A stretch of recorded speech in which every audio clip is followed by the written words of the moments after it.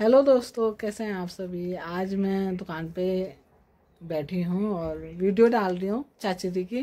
परसों नामकरण था ताई जी के बेटे की लड़की हो रही थी ना, उनकी नातनी का नामकरण था। तो उस दिन बहुत लंबी वीडियो हो रही थी और चाचरी कही थी औरतों ने, तो मैं वो चाचरी नहीं डाल पाई। तो आज मैं वो चाचरी डाल रही हूँ और काफ़ी लंबी वीडियो हो जाती है अगर मैं वो चाचरी नामकरण वाली वीडियो में डालती। तो आज मैंने वो अलग से डाल रखी है चाचरी का, तो चाचरी डाल रही हूँ और बताइएगा कैसी लग रही है आपको चाचरी। और चाचरी के बोल हैं खेजा रे सुनारा दही भात खेजा, और बहुत अच्छी चाचरी है। और बताइएगा मुझे आपको कैसी लगी चाचरी। हमारी बुआ अम्मा हुई है, बुआ बुबू बुबू की बहन बुआ बुआ की बुआ बुबू बुआ बुबू ही ना हमारे बुआ बुबू जोड़ने जाने ठीक गाँव में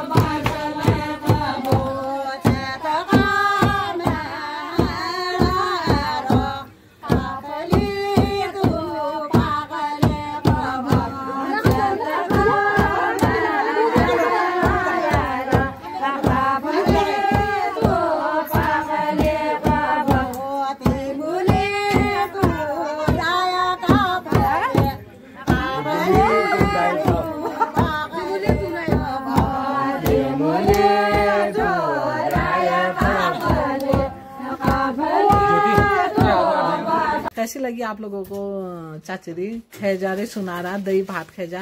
दही भात का मतलब होता है दही भात, और हमारे पहाड़ में दही भात बहुत पसंद किया जाता है और बहुत लोग खाते भी है दही भात। तो और बीच बीच में महिलाओं ने मस्ती भी की है। बहुत सुंदर चाचरी है।